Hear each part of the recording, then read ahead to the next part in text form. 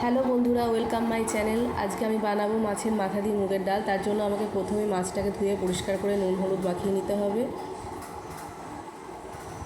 এরপর কড়াইয়ে তেল দিয়ে মাছটাকে উল্টে পাল্টে আমি ভেজে নেব।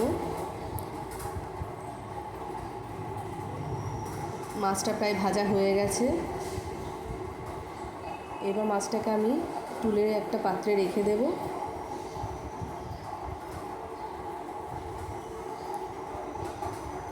এরপর অন্যদিকে আমি একটা পাত্রে মুগ ডালটাকে একটু লালচে লালচে করে ভেজে নেব। যখন লালচে লালচে হয়ে গেছে, এবার মুগ ডালটাকে আমি একটা পাত্রে তুলে রাখব। এরপরে আমি মুগ ডালটাকে ভালো করে পরিষ্কার জলে ধুয়ে নেব।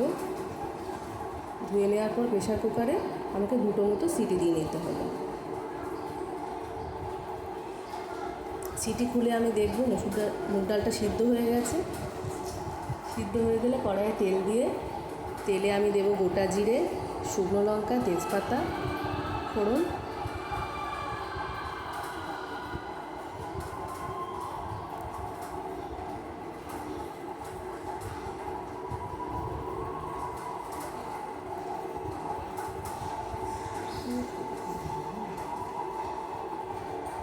এরপর দেব পেঁয়াজ বাটা।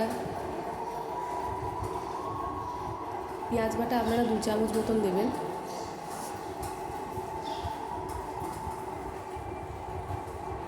এরপরে দেবো আদা বাটা 1 চামচ, রসুন বাটা 1 চামচ দিয়ে ভালো করে আপনারা এটাকে নেড়ে চেড়ে নেবেন। তারপর ধনে গুঁড়ো 1 চামচ, জিরে গুঁড়ো 1 চামচ,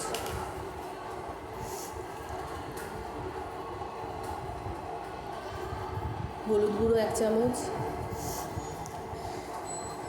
নুন 1 চামচ। ভালো করে মশলাটাকে আপনারা নাড়াচাড়া করে নেবেন। মশলাটা যখন ভাজা ভাজা হয়ে গেছে, তখন তাতে দিয়ে দেবেন টমেটো কুচি। টমেটো কুচি দিয়ে যখন মশলা থেকে তেল ছেড়ে আসবে, তখন আপনারা দিয়ে দেবেন কাশ্মীরি লঙ্কা গুঁড়ো এবং মশলাটাকে আবার ভালো করে নেড়ে চেড়ে নেবেন। তারপরে যে মাছের মাথাগুলো ভেজে রাখা ছিল, সেগুলো ভেঙে আপনারা দিয়ে দেবেন মশলার মধ্যে। তারপরে সমস্তটাকে ভালো করে নাড়াচাড়া করবেন। নাড়াচাড়া করে আপনারা দিয়ে দেবেন আগে থেকে সিদ্ধ করে রাখা মুগ ডালটা।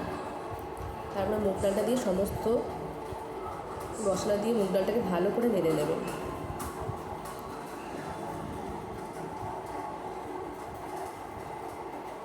নাড়া হয়ে গেছে ভালো করে।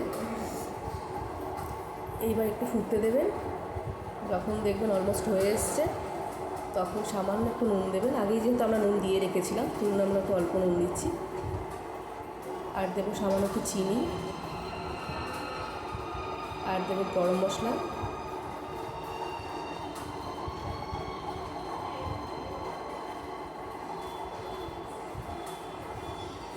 আর দেবেন 1 চামচ ঘি।